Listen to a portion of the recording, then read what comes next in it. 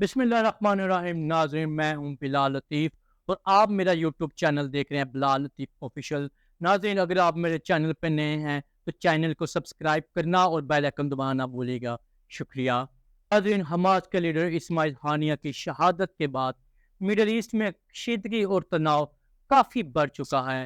ایک طرف ایران کے سپریم لیڈر اسرائیل پر حملہ کرنے کا فرمان جاری کر چکے ہیں اور دوسری طرف امریکہ مڈل ایسٹ کی طرف اپنے جنگی بحری بیڑے، وار ڈسٹرائر اور فائٹر جیٹس روانہ کر چکا ہے۔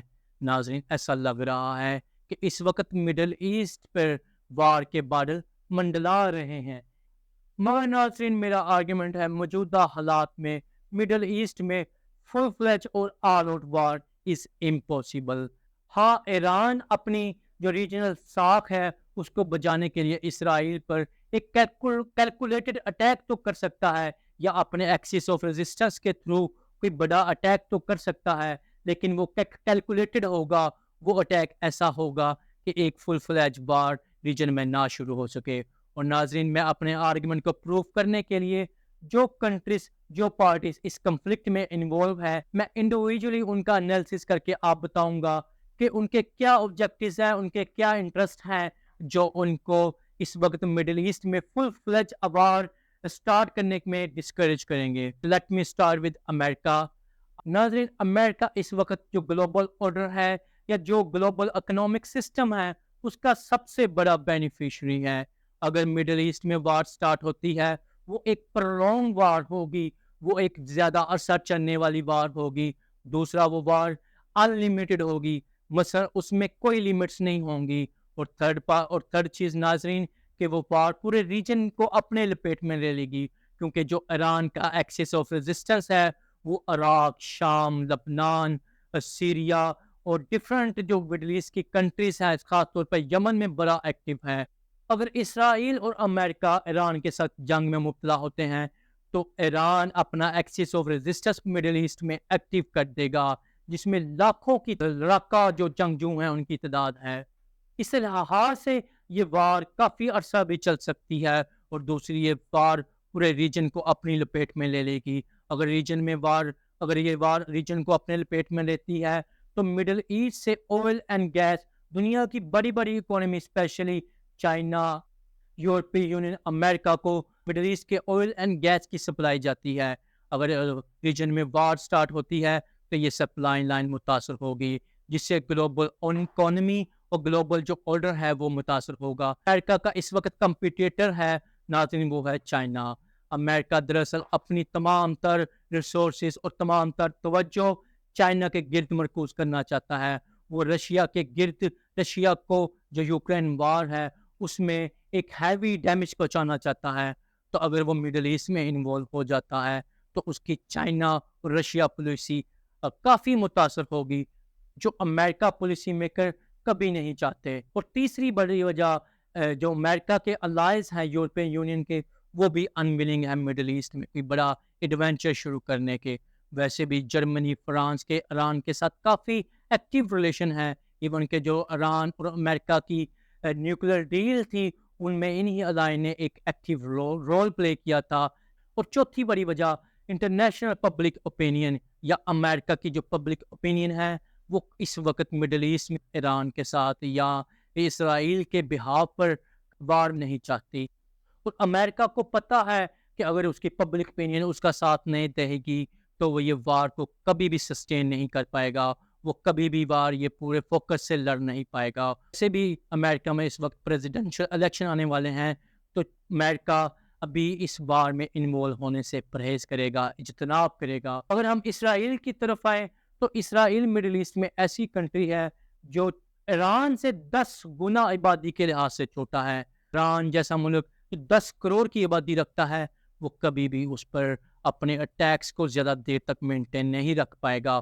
وہ ریجن کو بھی متاثر کر سکتا ہے، وہ اسرائیل کو خود کو بھی کافی متاثر کرے گا۔ اور ویسے بھی جو ایران کا ایکسس آف ریزسٹنس ہے وہ آپ کہہ لیں کہ مڈل ایسٹ میں بہت ایکٹیو ہے۔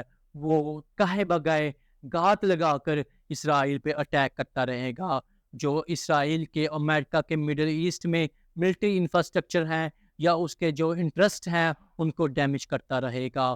اور ویسے بھی اگر اسرائیل کے پیچھے امریکہ نہیں کھڑا اس وار کو شروع کرنے میں تو اسرائیل کبھی بھی یہ وار میں انگیج نہیں ہوگا، کیونکہ اسے پتہ ہے امریکہ ہی اسے وار اگر پرولونگ کرتی ہے، امریکہ ہی اس کو جو انیشیل سپورٹس ہے ویپنز کی یا جو گلوبل پبلک کی یا گلوبل کمیونٹی کی سپورٹ ہے، امریکہ ہی اسے پرووائڈ کرے گا۔ اگر یہ اسے امریکہ کے آشیرواد حاصل نہیں ہوگا تو کبھی بھی اس بار میں انگیج نہیں ہوگا۔ اور تیسری پارٹی جو مڈل ایسٹ کی سب سے بڑی اس کنفلکٹ میں ہے وہ ہے ایران اٹسیلف۔ ایران کبھی بھی یہ نہیں چاہے گا کہ اسرائیل اور امریکہ کے ساتھ وار میں اسپیشلی فل فلیج وار میں انگیج ہو، کیونکہ اسے پتہ ہے وہ اسرائیل کے وہ امریکہ کے انٹرسٹ تو مڈل ایسٹ میں ڈیمیج کر سکتا ہے مگر کبھی بھی ان کے ساتھ وار لڑ کر جیت نہیں سکتا، کیونکہ اسرائیل کی جو امریکہ کی ملٹری مائٹ ہے، جو ملٹری پاور ہے، وہ ایران سے کئی گنا بڑی ہے۔ جو ایران کی ایئر فورس ہے وہ اسرائیل اور امریکہ کی ایئر فورس کے آگے کچھ بھی نہیں ہے۔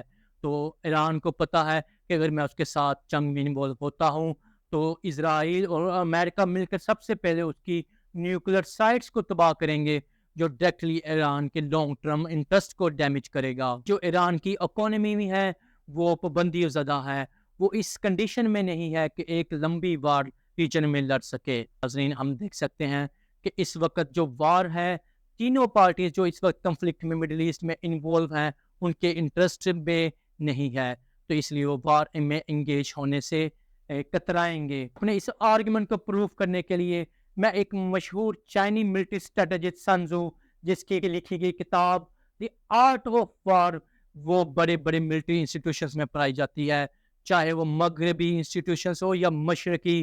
جو سن ٹزو کی جو کتاب ہے دی آرٹ آف وار ایک کریڈیبل آپ کے لے کے اسٹینڈرڈ رکھتی ہے۔ اگر ہم سن ٹزو کی دی آرٹ آف وار کو اسٹڈی کریں ہمیں وہ بھی یہی بتاتی ہے کہ فی الحال مڈل ایسٹ میں وار از امپاسبل، کیونکہ سن ٹزو کہتے ہیں کہ جو وار پرولونگ ہوتی ہے وہ کسی کے انٹرسٹ میں نہیں ہوتی، کیونکہ پرولونگ وار اکنامیکلی کافی کاسٹ والی ہوتی ہے، جس کو سسٹین کرنے کے لیے کافی ریسورسز اپلائی ہوتے ہیں۔ دراصل جو 21 سینچری کی وارز ہیں وہ ماضی کی وار سے بالکل ڈفرنٹ ہیں، کیونکہ ماضی میں جب بھی وار جنگ لڑی جاتی تھی تو اس کا مقصد مٹیریلسٹک ہوتا تھا۔